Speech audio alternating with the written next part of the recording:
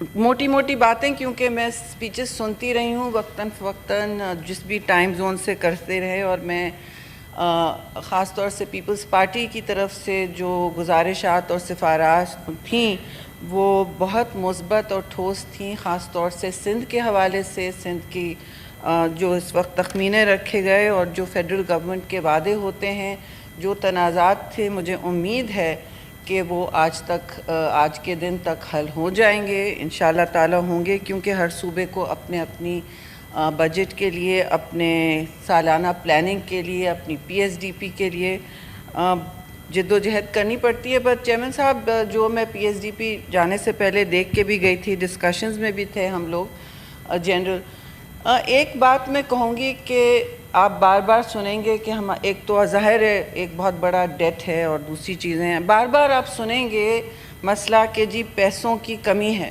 جس میں کوئی دو رائے نہیں ہے۔ آپ کے پاس پی ایس ڈی پی کے لیے، ڈیولپمنٹ فنڈنگ کے لیے سپیس ہی نہیں کم ہوتی، صحیح ہے، کیونکہ ہمارے ظاہر ہے بہت سارے اخراجات بڑھ رہے ہیں۔ اور آپ اجازت دیں گے تو میں تھوڑا سا اپنی جو اس وقت خارجہ ایشو ہے اس پہ بھی بات کروں گی، کیونکہ بجٹ میں الاؤ بھی ہوتی ہے۔ تو بلکہ پہلے ٹھوس بجٹ کے حوالے سے جتنے بھی پرانے پروگرامز اور جنہیں اسکیمیں کہتے ہیں، پروجیکٹس کہتے ہیں چیئرمین صاحب، نمبر 1 وہ کیری اوور ہو رہے ہیں، یعنی کہ وہ چلتے جا رہے ہیں، کچھ 10 سال سے چل رہے ہیں، کچھ 15 سال سے چل رہے ہیں، کچھ 20 سال سے چل رہے ہیں۔ تو ان کو دیکھیے حقیقی معنوں میں ریویو کرنا پڑے گا کہ جو جدید جو آپ کی دہائی ہے، جدید دہائی کے چیلنجز آپ کس طرح نمٹیں گے۔ ایک تو ظاہر ہے ڈیٹ اور ڈیفنس بڑھتا جا رہا ہے، اور ڈیفنس کے ایکسپینڈیچرز تو اب آپ کی جیو پولیٹیکل سچویشن سے جڑے ہوئے ہیں، جس کا کوئی اس وقت ڈسکشن نہیں، سوائے اس کے کہ ہمیں خارجہ پالیسی میں تیزی اور کرنی ہوگی۔ لیکن سر جو تھرو اوور ہے جسے کہتے ہیں پی ایس ڈی پی میں، اس نے ساری بجٹ کو مجھے لگتا ہے چوک کیا ہوا ہے۔ ایک تو قرضوں نے چوک کیا ہوا ہے اسپیس کو، دوسرا through over.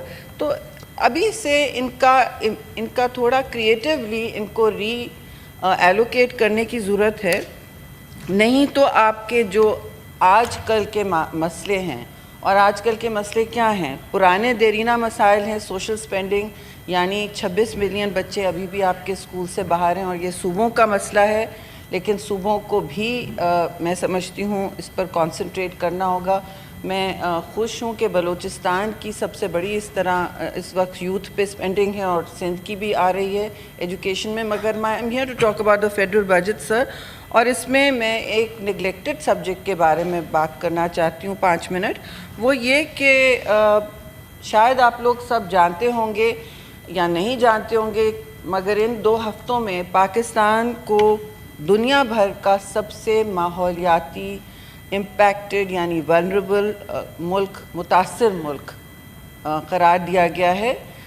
Number 1 in the most climate impacted and vulnerable country sir. پہلے کبھی 10 کی لسٹ میں ہوتا تھا، 8 میں ہوتا تھا، 2022 میں اوپر چڑھا، ظاہر ہے ان فلڈز کی وجہ سے، مگر کلائمیٹ رسک انڈیکس جو ہے دنیا کا، جو جرمن واچ کرتی ہے، جس پر ہی ساری یونائٹڈ نیشنز کی بھی رینکنگ ہوتی ہے، ایک ہی رینکنگ ہوتی ہے دنیا میں، وہ کلائمیٹ رسک انڈیکس کی ہے جی، اور انہوں نے کہا ہے کہ پاکستان اس وقت نمبر 1 ہے جی، نمبر 1 ہے۔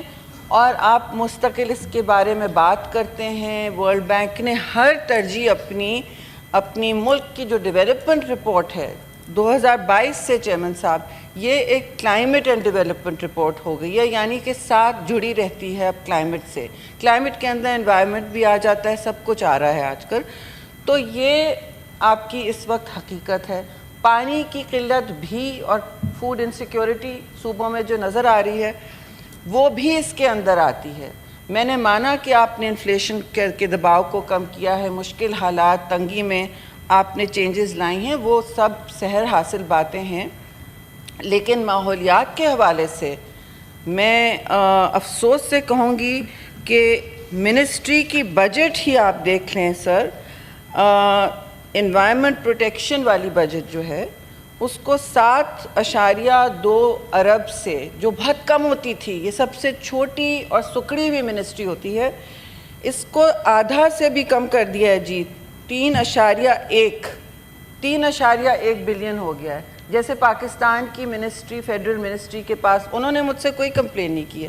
میں نے خود دیکھا ہے while I was on tour, اور اتفاق سے میرے ساتھ کلائمیٹ منسٹر بھی تھے حال کے مصدق ملک. انہوں نے وہ بھی اب ان کا میں کیا I don't want to embarrass him, مگر میں نے ان سے پوچھا کہنے کا جی ایسا ہی ہے, اب آپ بتائیں یہ ہم ان پیسوں کے ساتھ کیا کریں گے. We will start depending more and more on international money. پھر ڈیولپمنٹ پارٹنرز آپ نے دیکھا ہے دنیا میں کلائمیٹ پہ پیسوں کی انٹرنیشنلی فنڈنگ ایڈ کٹوتی ہوتی جا رہی ہے. سب نے کہہ دیا ہمارے پاس پیسے نہیں ہیں یا کم ہوتے جا رہے ہیں, ایڈ کٹس ہوگی. تو یہ پیسہ پھر پی ایس ڈی پی کا جو آپ نے کاٹا ہے یہ منسٹری پھر کیا کر پائے گی, کس ایکسپرٹ کو وہ سامنے لائے گی. آپ نے آدھا کر دیا ہے سر, اور آپ کی رینکنگ دنیا میں نمبر 1 ہو گئی ہے.